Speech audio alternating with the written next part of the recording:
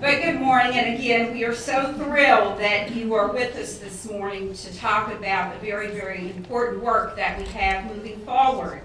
And as Dr. Atkinson has stated, the need for remodeling is here, and it really starts with the new set of college and career ready standards, which we know will be our Common Core state standards for mathematics and English language arts and literacy, and our North Carolina essential standards. All together will make up our North Carolina standard course of study.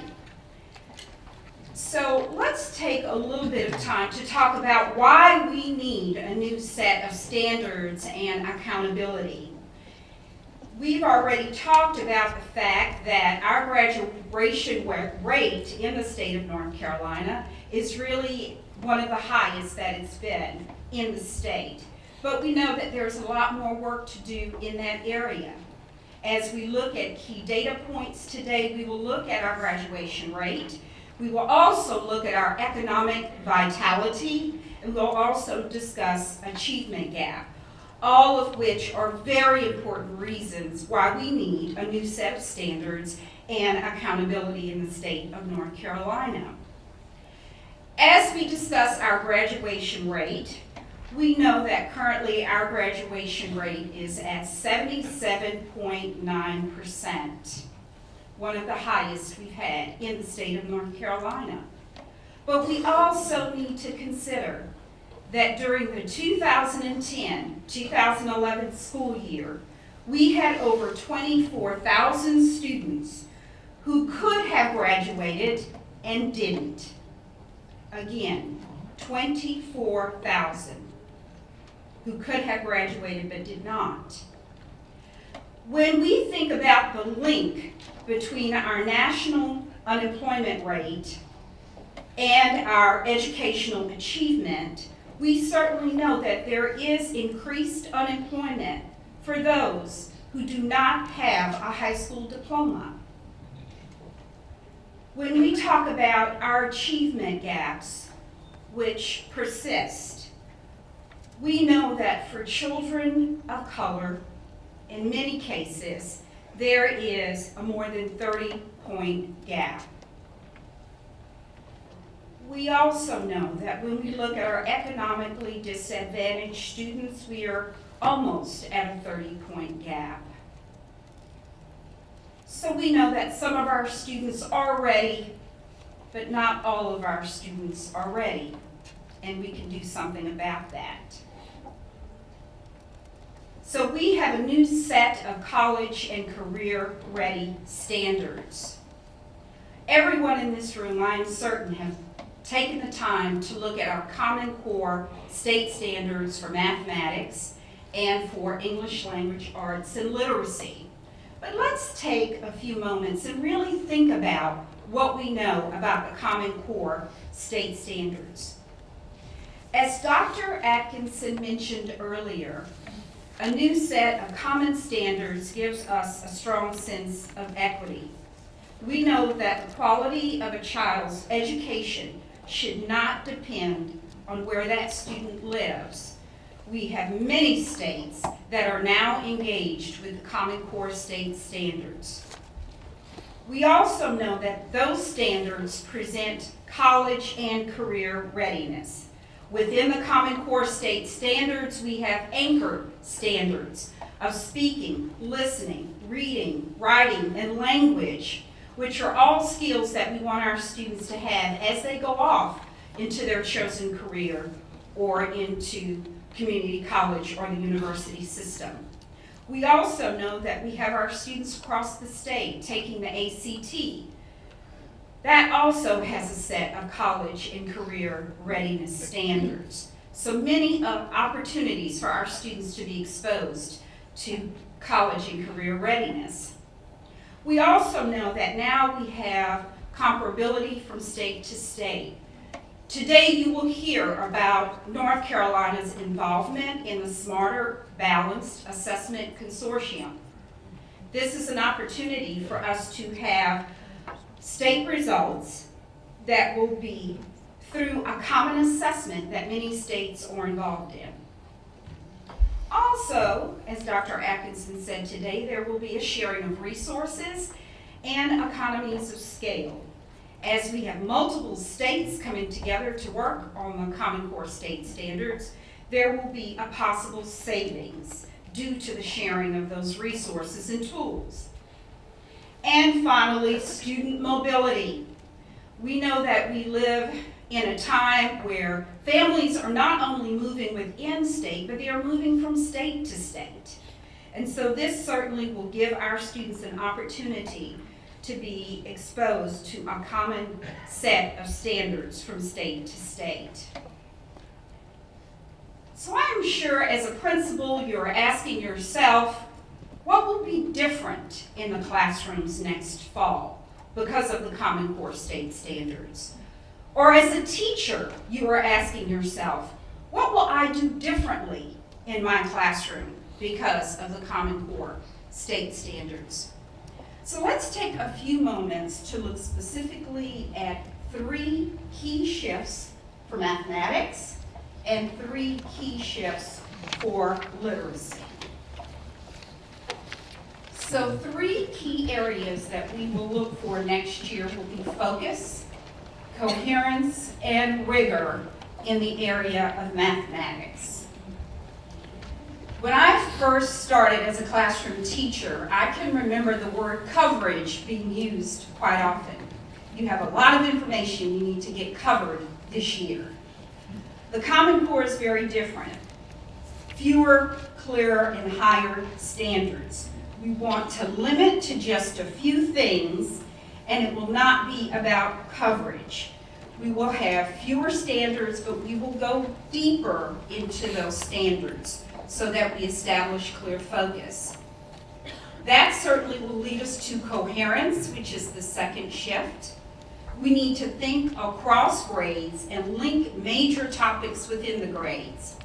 So we know that vertical and horizontal alignment is going to be critical. It's always been critical, but moving forward in the Common Core is very, very critical.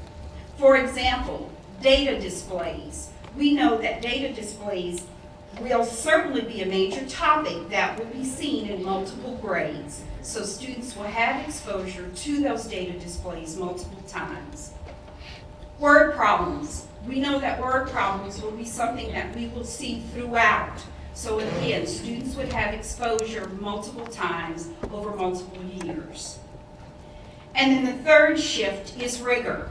And we talk a lot about the definition of rigor, but as it pertains to the Common Core state standards for mathematics, we want our students to be able to perform procedural skills at a high level of fluency. So the fact that they're being exposed multiple times in multiple grades hopefully will get to that fluency. Also, students having a deeper understanding about why they are performing that particular skill to reach a certain answer. And certainly applying those skills to real world situations. The days of 50 math problems are not part of the Common Core. We need students to be able to apply their skills to a real world situation and also know that there are multiple ways to get to the same answer. So here are our 3 main shifts for mathematics as we go into the fall of 2012. Focus, coherence, and rigor. Let's take some time now to talk about literacy. We know that for many of us, as we talk about the shifts, we have heard about informational and nonfiction text. We have heard about the use of evidence and the use of complex text. So let's take a look at informational and nonfiction text. We have all probably been exposed to a great deal of literature and fictional writing in our academic careers. But certainly just as important and clearly stated in the Common Core is the use of informational and nonfiction text. We need for our students to be able to read narrative information, but also be able to engage in illustrations, graphic organizers, as well as organizational aids that are present not only in English language arts, but in science and social studies textbooks as well. So we want our students to be able to understand and comprehend reading a novel just as much as they would comprehend and understand a Microsoft manual. So we want our students to be exposed to that level of informational and nonfiction text.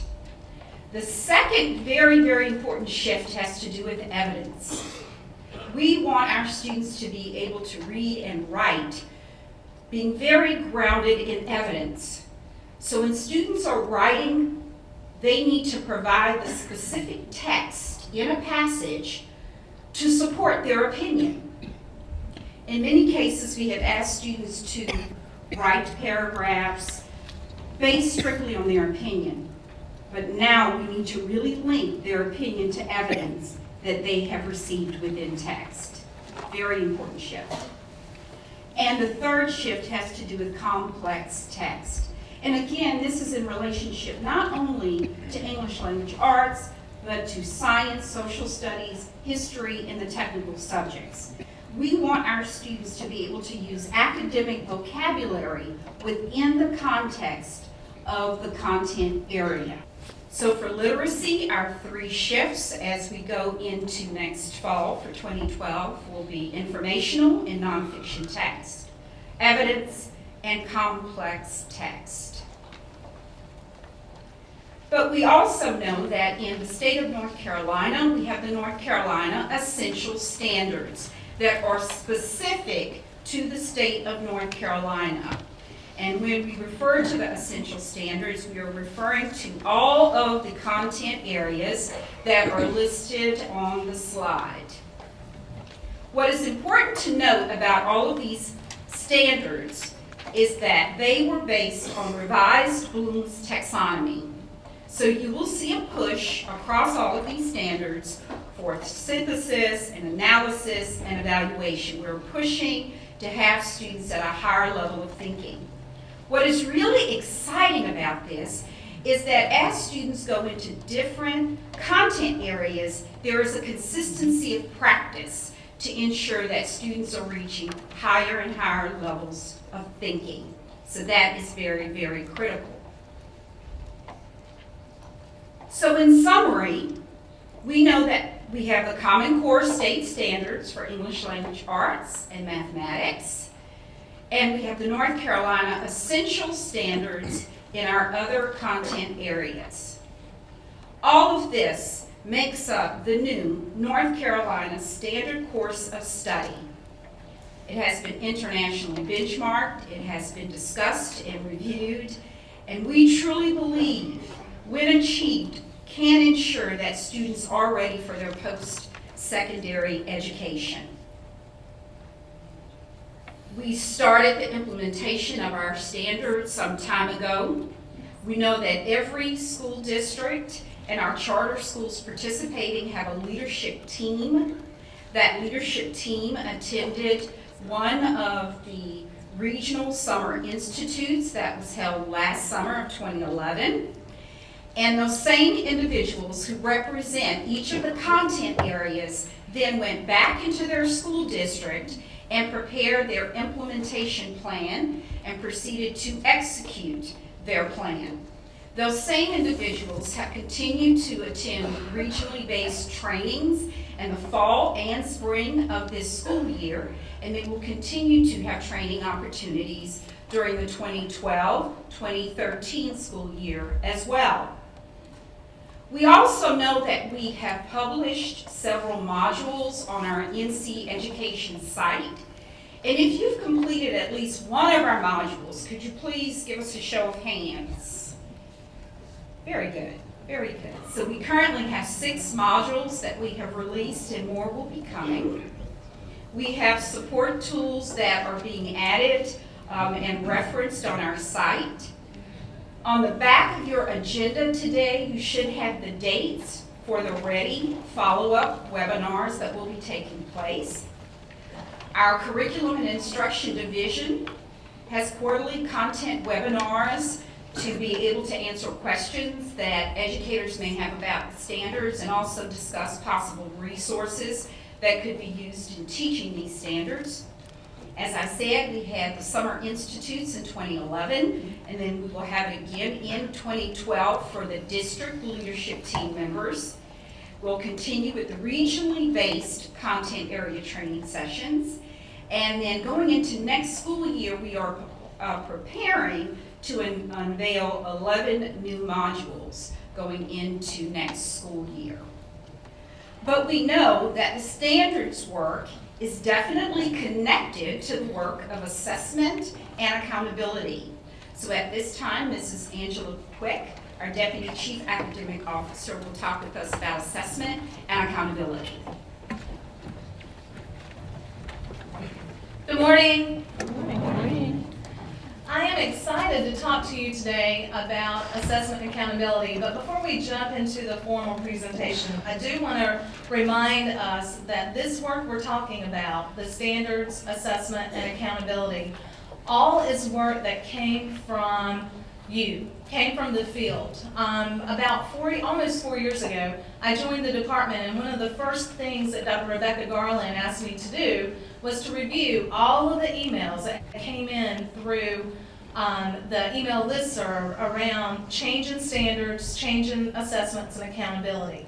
And there were right at 6,200 emails over the past year. And so what we wanted to do was take that information and build into the ACRE framework, or the change, or the READY work as we know it now, to move curriculum, standards, assessment, and accountability forward in North Carolina. And so the work that we're talking about today, especially around assessments, standards, and accountability, truly is something that came from the field. And we have crafted it to meet the national movement, and we've also crafted it to join and be able to utilize funding from Race to the Top.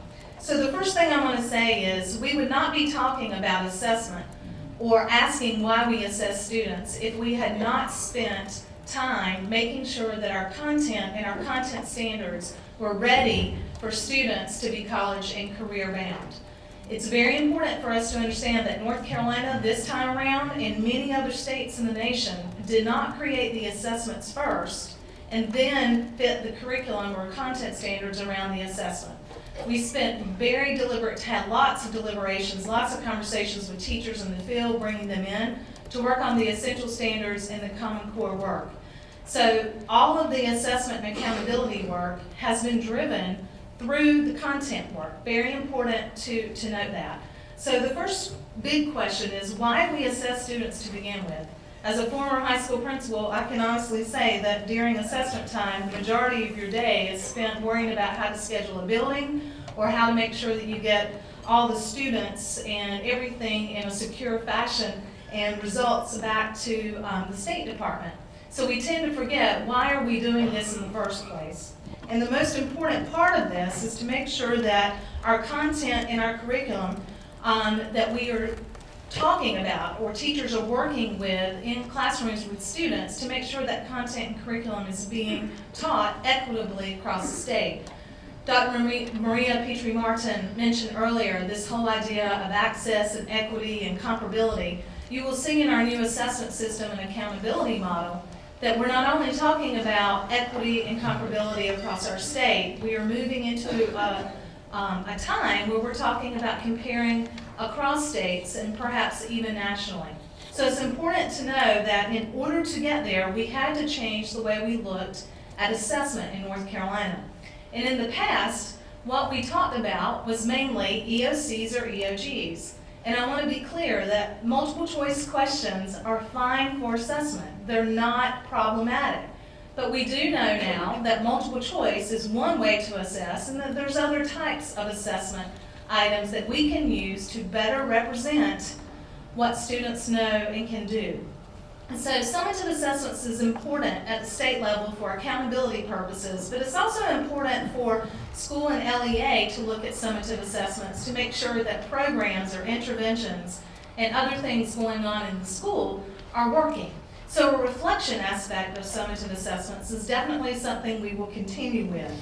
However, in North Carolina, we now want to focus human resources, funding, capacity, thought, etc., around building this balanced assessment system, making sure that we're focusing and providing tools for all LEAs, for all teachers, regardless of where they live. Dr. Atkinson mentioned that earlier, to make sure that every teacher has a solid basic foundation to work from in helping students become college and career ready.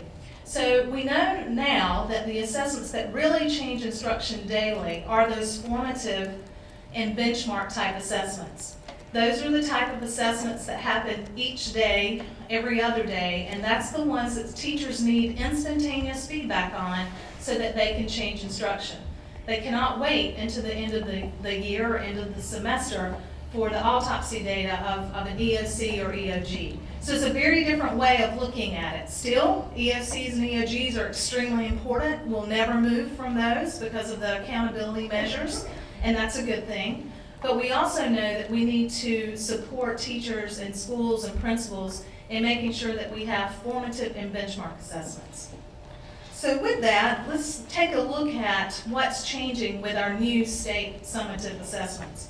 We know that in the past we're very familiar with the Scantron bubble sheets, number 2 pencils, which I personally like number 2 pencils, but the bubbling in A, B, C, or D. We now know that that is still a proper way to assess students, but we know now that there's other things that we can add to it to increase the fidelity and the validity of those assessments. You will see in our new state assessments rolled out next year some content area that has constructed response, which means they may be scored separately from multiple choice, performance task, open-ended type questions, or some on the computer, online testing, some interactivity with it. And in a second, we're going to talk about Smarter Balanced Assessment Consortium, and that is a very different way of utilizing multiple choice questions with a technique called computer adaptive testing. So summative assessments over the starting next year and over the next 2 to 3 years will look very different than what we have known and implemented with the ABCs model. The second item that we're working at the state level to build out is an interim tool or a benchmark assessment.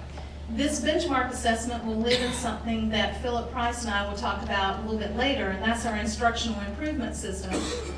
It will be delivered online, and this will have diagnostic assessments, some of which you probably already have, utilizing in your schools for progress monitoring or reading diagnostics or math diagnostics.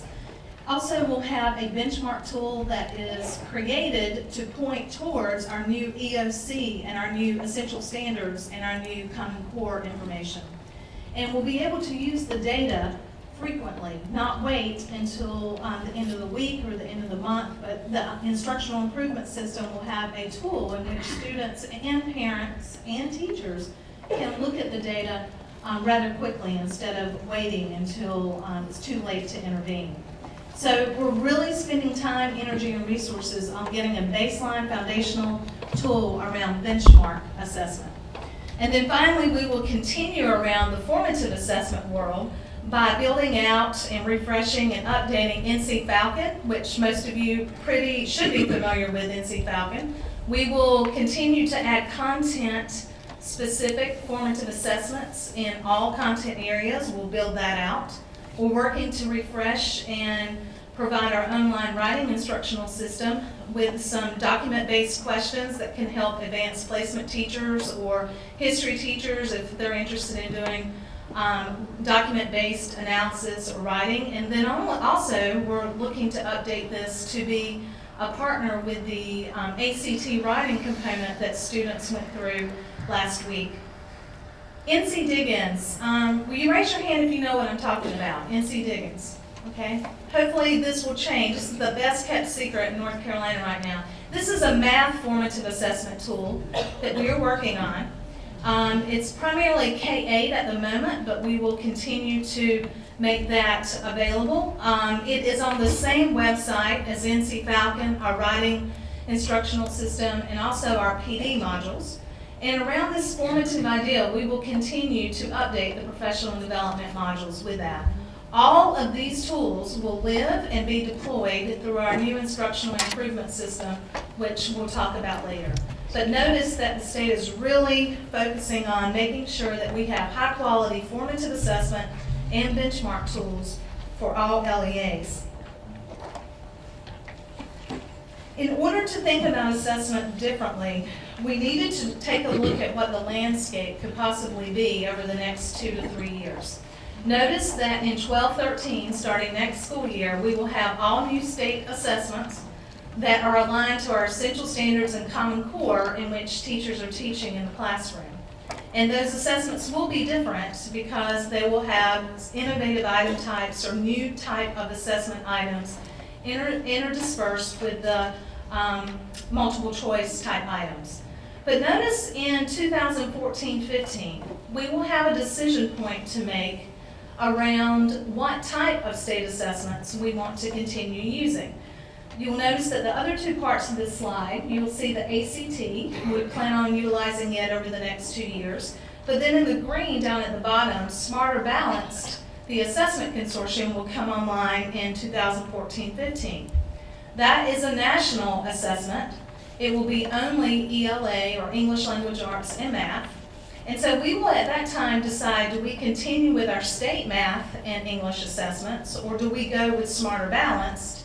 And then perhaps we would have a hybrid. We could have ELA and math with the national consortium. We could continue Science 5 and 8 as a state, or biology as a state, and then even have the ACT as an 11th grade example. So as you can see, in 2014 and 15 and beyond, our model, our landscape of our assessments could be homegrown state assessments, could be national assessments, and there is conversation at the national level with making international assessments like PISA and TIMSS available for states at a very low-cost option. So that would mean that we would have not only local, state, across states, national, and then international. That doesn't mean we would add tests, it just means that we would probably supplement the tests we have, or switch out some of the tests we have to make sure that we have this representation across the board. So last thing on our new state assessments, there's a URL that I've given you. This is a demo for an online assessment at the NC Education URL. Just remember that we will have new state assessments next year. We are moving to all online assessments by 14-15, and I want to say that there's lots of preparatory work moving in that space right now. We know that not all schools have everything they need to do or everything they need to have in order to move to 14-15 online assessments. And we also know that not every student perhaps will be able to take an online assessment because of IEP accommodations or other situations. So just notice that in moving towards this, we will be having regular focus groups, working with our technology group at DPI and tech directors and instructional technology directors with Neil Kimmery across the state to make sure that while we're moving towards this, that we're providing resources as far as best practices are concerned in order to get there. So I want to talk about Smarter Balance really quickly. And we mentioned that summative assessments are good for reflection and planning. Well, also summative assessments are great when coupled with innovative technology. We are talking about in 2014, we will have the option to start utilizing computer adaptive testing. What's different about this than our current multiple choice situation is that you could have a room of 30 students taking assessments on handhelds or whatever it may be at that time, computer lab, however we end up scheduling buildings by 14-15. And each of those students would have a completely different assessment because of the way they answer the first, second, or third question in that assessment. So right now, when we distribute ESEs and EOGs, we have basically the same type assessment and have different forms of it. With computer adaptive testing, it's very similar to if you've taken the GRE or GMAT in the last 3 to 4 years, you notice that Based on how you answer the first couple of questions, it will toggle you to a more difficult question or toggle you down to a less difficult question. What that does is provide better information for teachers because it can get at a very, very discrete level at level 4. So those level 4 students are academically, intellectually gifted students that enter your classroom, and you know they're level 4, and they enter at level 4 and they exit at level 4, but you don't know if they grew in that level 4. This type of assessment can actually show growth within those AIG students. And it also does the very same thing with hard to determine with exceptional children and students that have learning difficulties. So if you think of the distribution, it really does help us pinpoint growth. And that's going to be a topic that you hear from Rebecca and Lynn and others. Growth is very important in this new assessment, accountability, and teacher evaluation work. It's also more efficient. The research shows that tests do not take as long to complete to get a valid score. So that's important to know that it may change the way we look at timing and scheduling timing for testing. And then also the Smarter Balanced will have, in addition to the computer adaptive part, they will have performance tasks. And these performance tasks may not be achieved by students maybe in one sitting. It may take 1 to 2 days, and that throws a new concept into mind about sequester testing and security and bathroom breaks and all the things that we know. So thinking about this performance task aspect is very different, and it may be given at a different time outside of the multiple choice. So in order to get us kind of thinking about the new type of assessments we want to move to in 14-15, and so that you can kind of understand the transition of our newest state assessments, we would like for you to pull out of your packet or on your table, you will find an example of a Smarter Balanced Assessment Consortium question. So I'd like for you to take a look at this. This is dinosaur and bird egg example. You also have the URL on the back for those of you that are interested in more samples from Smarter Balanced. What we'd like for you to do is take a moment just to read the questions to yourself, and then I'm going to give you 2 minutes, 3 minutes to talk with people around your table. And I'd like for you to ask yourself 2 questions. What does giving this type of summative assessment mean about the kind of instruction children need to receive? And the second question, how do we ensure all children are able to solve problems like this? So I'm going to give you around 3 minutes, and then I'm going to ask you to report out what you think.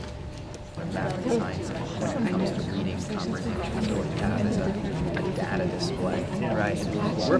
Good morning, everyone. My name is Donnell Brown, principal of Phillips Middle School in Edgecombe County. And to answer the first question, my table mates, I think it would be more of an issue of concern for teachers because it takes them out of their comfort zone because they're so used to going to the back of the book and getting their answers, but this makes you have to really know your content area to create an assessment of this magnitude. And I think kids, they're already thinking out of the box. They can apply certain things.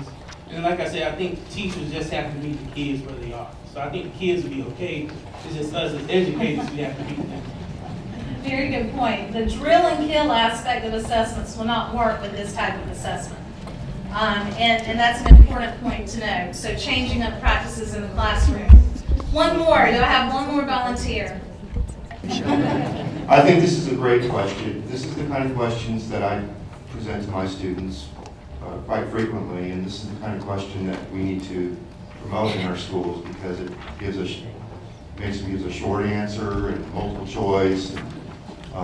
This is an Algebra 1 and science-related type question, and this is perfect. This is exactly what we need. And thank you. Thank you, Granville County. It's important to note that these assessments are the type of assessments that teachers have been asking for. We as adults and as a State Department and as a nation have got to figure out the logistics of how to score these and get the information back to students and LEAs in a quick turnaround with low cost. Because right now, these type of assessments to score can be cost prohibitive. And so we have a lot to work out with that. But I did want you to understand the integrated nature of this assessment. Could you determine if it was a math or science assessment? That's the kind of things we need to be talking about. And if you haven't had an opportunity to look at smarter balanced assessment types, we have distributed some examples through the principal listserv that Vanessa Jeter in her area distributes each week, and the principal's listserv. We've distributed some ELA or English language arts assessments, and the website will be updated so that you have representative samples to take a look of. I do want to say that this type of assessment system does mean a different way of looking at accountability, and that's the last thing I want to talk with you about before your break. Our new accountability model was built based on the work with the content standards and then where we wanted to get to actual real, living, application-based assessments. And so the point of our new accountability system is to continue on our journey, as Dr. Atkinson mentioned earlier, about raising graduation rates, continue the journey of increasing graduation, and also closing achievement gaps. We all know that that's one aspect of ESCA that has been positive, making sure that you look at all the subpopulations within schools and making sure that they're growing in a manner that's representative of the instruction that they're receiving. So it's important to remember why we have an accountability model to begin with, and that it's truly not a punitive thing. It should be a growth or a continuous improvement idea for schools and LEAs and states. In our new model, we will have 3 categories of indicators. The first category is nothing new. This is for K-12. This will be how is your school or how is your LEA performing on this date this year. Basically, your performance composite or graduation rate for 2011-12. Basically, this is your absolute performance, how schools are doing this particular school year. So nothing really new there. The second aspect is progress indicators, and the progress indicators really are showing how does your information change from 1 year to the next or from 2 years. So it's very important to know that we're looking at trend lines, or how does your school or LEA compare to the state average, and how does it change from year to year. The third indicator is growth, and this is different for all schools. Looking at a value-added model or EVAS model for given where your students start in your school, where do they get to by the end of the school year or by the end of the semester. It's very important to note that our new growth model or our new growth model will be value-added based. So it's important to note that particular change. So for elementary and middle, we know that basically the model, the basic differences are new types of assessments that students will be taking, but still basically end of grade math, end of grade ELA, and end of grade science in 5 and 8. Progress means change from year to year, or perhaps 2 years or 3 years in order to get a trend line. And then looking at the new growth model around value added the school to that student's learning trajectory. So K-8, really very similar to what you know except for the growth and except for the type of assessments. However, at high school, very different type indicators than what we've had in the past. You'll notice that the performance indicators, end of course test, we know that, but we are now adding ACT as our college and career readiness mark, along with work keys, which is career readiness. Also, graduation rates, we're adding not only a 4-year rate, but we're looking at a 5-year rate for those early colleges and students that perhaps just take longer to finish high school.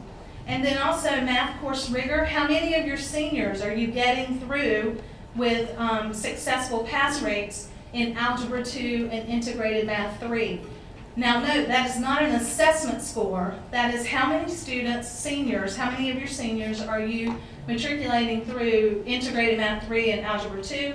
And then graduation project is just a yes/no question. Does your school or your LEA engage in performing the graduation project? So with progress indicators, same as K-8, we're going to be looking at those indicators change from year to year, change from 2 years. And then growth indicators, again, the EVAS model, looking at value add, how much value is is the school, the LEA adding to that student growth over time. So in summary, in the future, notice that I did not mention school distinction, school of excellence, all of that. That's not built into this model, nor did I mention percentages that we would be weighting any of these indicators. The data will be reported just as it is, and that data will be reported in these three categories on our new NBC's report card, NBC, oh wow. NC school report card, and also our Ready disaggregation site. And that's something that communications and the academic team are working to make sure it's presented transparent, very transparently and also easy to understand. So notice that in conclusion, we will be looking at these three categories of how schools are held accountable. We have submitted this model to the U.S. Department of Education with our ESEA flexibility waiver, without labels for all schools, except for those schools that are in the low performing category or fit in that particular aspect, and there will be rewards in that, and we're excited to have a rewards category. And so notice that over the next month to 2 months, we will be sending out information via the listservs around our ESEA waiver and if that has passed. But notice our indicators for our state model are set. And what we're trying to do is take our state model and use it for our federal model so that we don't have two disjointed explanations for when teachers and principals sit down to explain your school. You don't have two categories to explain it in. We have one category to explain it. So the summary slide that's in your material before I get in trouble, and I'm moving, Michael. We are working towards the less labeling factor, making sure that high school has new indicators and increased expectations. Number 5 and 6 on this slide is more to come.